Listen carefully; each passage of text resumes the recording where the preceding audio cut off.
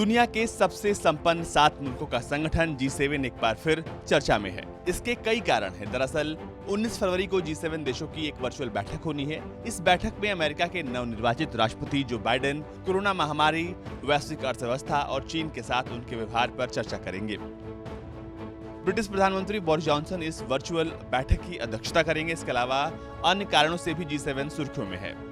भारत को इस सम्मेलन में एक अतिथि के तौर पर फिर से आमंत्रित किया गया है। उधर चीन को इस बैठक से दूर रखा गया है। आखिर दुनिया की महाशक्ति बनने की चाह रखने वाला चीन को G7 में क्यों नहीं शामिल किया गया है? इसके पीछे कई कारण हैं।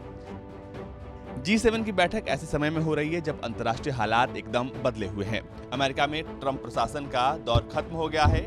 अब अमेरिका की बागडोर जो बाइडेन के हाथों में है।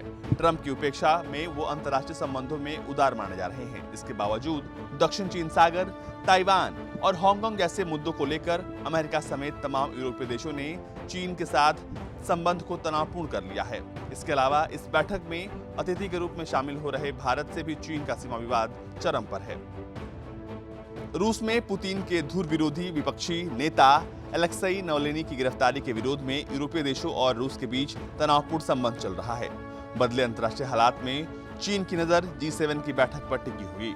यहाँ एक सवाल ये भी है कि महाशक्ति की होड़ में शामिल चीन आखिर G7 में क्यों नहीं शामिल है? दरअसल चीन दुनिया की दूसरी सबसे बड़ी अर्थव्यवस्था है, फिर भी वो इस समूह का हिस्सा नहीं है। इसकी एक बड़ी वजह यह है कि ये दुनिया की सबसे बड़ी आबादी वाला देश है। इसके चलते चीन में प्रति व्यक्ति आय संपत्ति G7 समूह देशों के मुकाबले बहुत कम है। ऐसे में चीन को उन्नत या विकसित अर्थव्यवस्था नहीं माना जाता है। यही कारण है कि चीन इस समूह में शामिल नहीं है। अब बात हम रूस की करते हैं। साल 1998 में रूस G7 में शामिल हुआ था। रूस के शामिल होने के साथ ही G8 बन गया था। साल 2014 में यूक्रेन से क्रीमिया हड़प लेने के बाद रूस को इस समूह से निलंबित कर दिया गया।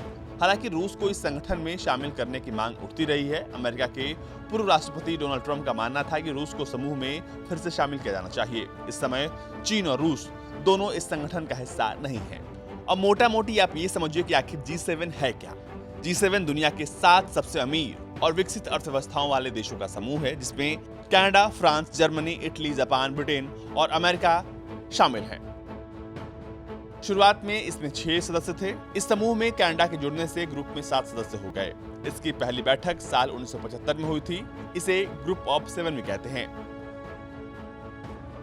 स्वतंत्रता और मानवाधिकारों की सुरक्षा, लोकतंत्र और कानून का शासन और समृद्धि इसके प्रमुख सिद्धांत हैं।